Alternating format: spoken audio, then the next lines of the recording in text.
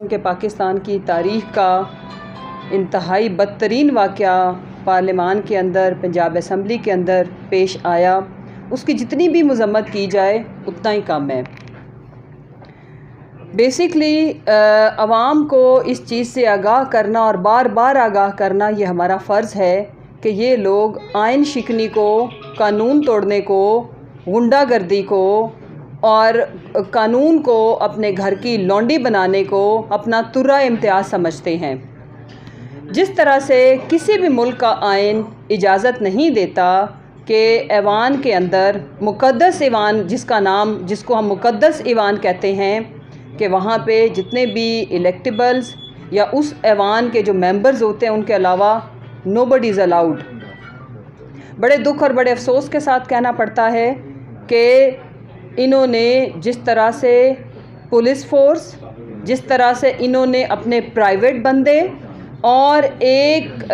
Terror इन्होंने वहाँ पे असेंबली में क्रिएट करने की कोशिश की, और जब ये लोग हज़ारों की तादाद में, ये प्री प्लान था इनका सारा मंसूबा, हज़ारों की तादाद में जब ये डेस्क बजा रहे थे, तो मुझे यकीन माने हम सब लोगों को इस चीज़ का खौफ आया कि ये शायद आज असम्बली की बिल्डिंग भी ना गिर जाए, ऊपर से शीशे ना टूट जाए। मैं गैलरीज़ की बात कर रही हूँ। इन्होंने जिस तरह से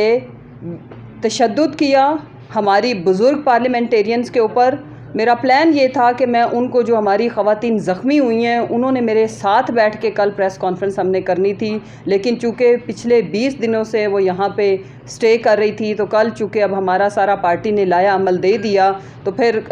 हमारी बहनें, एक मैं उनके नाम ज़रूर लूँगी और फिर मैं बाद में मीडिया से उनकी तस्वीरें भी शेयर करूँगी। हमारी पिंडी से पुरानी दरीना कारकुन हमारी फ़रा आगा साहिबा, वो बुज़ुर्ग हमारी बहन थी, हमारी आपा, उनको पुलिस ने ना सिर्फ धक्के मारे, जब वो गिर गई, वो रोज़े से थी, वो हाथ जोड़ के रिक्वेस्ट कर रही थी कि मुझे इस तरह से ठुड्डे ना मारें। ये ट्रेंड करके इन्होंने गुंडे अंदर भेजे। हम इस चीज़ की भी इन्वेस्टिगेशन का मुतालबा करते हैं आला अदलिया से कि पता लगाया जाए, फुटेजेस मौजूद हैं कि क्या आया वो सारे अहलकार थे या इनके गुल्लू बट थे यूनिफॉर्म्स के अंदर, और अगर वो अहलकार थे तो आपके मुल्क का आइन कानून इस चीज़ की इजाज़त नहीं देता। वो निहत्ती ख़वातीन, और वो भी कौन, पार्लियामेंटेरियंस, उनको इस तरह से धक्के मारना, गिराना, वो इंतहाई, उसकी जितनी भी शदीद मज़म्मत की जाए वो कम है। उसके बाद हमारी सबीन गुल साहिबा मुल्तान से, उनका हाथ भी ज़ख्मी हुआ। उसके बाद मैं किस किस का नाम लूँ, डॉक्टर यास्मीन राशिद साहिबा जो अभी कैंसर सर्वाइवर हैं, उनके फुटेज मैंने ख़ुद बनाई, मैं दूसरी साइड पे थी। वो जिस तरह से उनको धक्के मार रहे थे, जिस तरह से वो गिरते हुए बची, हमारी बहन सानिया कामरान ने उनको रेस्क्यू किया। और मैं वो बहनें, हमारी वो कोलीग्स, जो ना सिर्फ ये जो करोड़ों की जब अमेरिकन डॉलर्स की मंडी लगी, तो ना सिर्फ उन्होंने रिफ्यूज़ किया, बल्कि वो अपने भाइयों के साथ, अपने पार्लियामेंटेरियन हमारे जो भाई थे, हमारे बुज़ुर्ग थे, उनके साथ मर्दों की तरह कंधे से कंधा मिला के उन्होंने इस माफिया के ख़िलाफ़ लड़ाई की। तारीख़ में इन ख़वातीन के नाम लिखे जाएंगे। मैं सलूट पेश करना चाहती हूँ आबदा राजा को, मैं सलूट पेश करना चाहती हूँ वहाँ पे मुमना वहीद को, मैं सलूट पेश करना चाहती हूँ हमारी एक एक बहन, हमारी शाहिदा MPA, जिन्होंने इन गुल्लू बट्टों का मुकाबला किया। लेकिन आखिर कब तक, आखिर कब तक? मैं आपको पता है कि सियासत के अंदर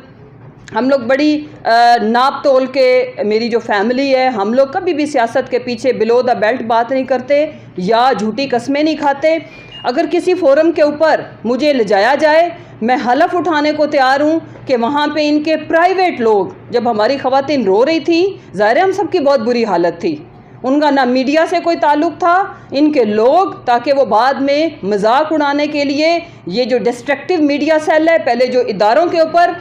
चढ़ाई करता था, मैं मरियम मीडिया सेल की बात कर रही हूँ, इनके लोग,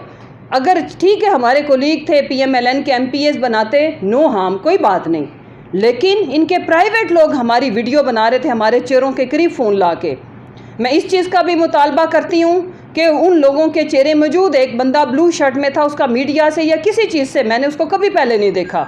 वो हर जगह पे जा रहा था। कुछ लोग सिविल कपड़ों में थे जो अजीबो गरीब किस्म की इशारेबाजी और इंस्ट्रक्शंस दे रहे थे। इस चीज़ की तहकीकात अब होनी चाहिए, वरना अगर पहले इन्होंने ये चादर और चार दीवारी के पामाल को के तकद्दुस को पामाल करने के आदी थे, इन्होंने ये रवायत डाली, हम इस रवायत को हरगिज़ नहीं मानेंगे। ये इनकलाब की तरफ इस मुल्क को ले जाने की कोशिशें इन्होंने कर ली हैं। आज इस मुल्क का एक एक, हमारे जितने फैमिली मेंबर्स, हमारे जितने हम हलकों वाले लोग हैं, 3 हलकों से तो मेरे मियाँ इलेक्शन लड़ चुके हैं।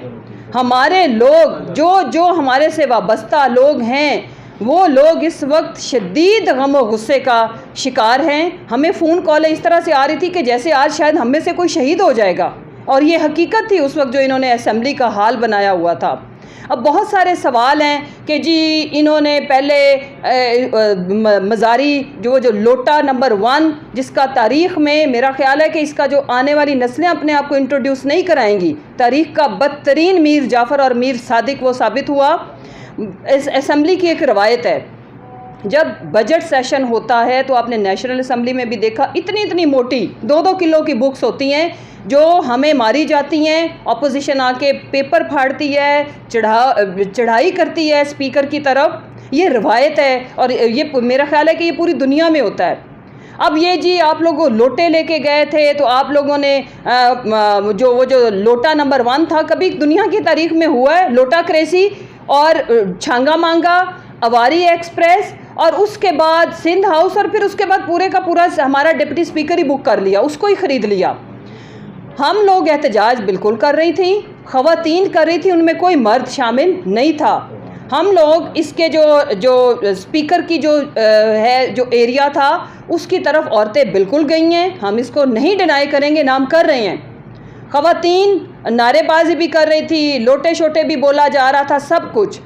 ये जो झगड़ा या जो अटैक है दोस्त मज़ारी के ऊपर, वो उस वक्त शुरू हुआ जब औरतों को धक्के दिए गए इनकी सिक्योरिटी की तरफ से।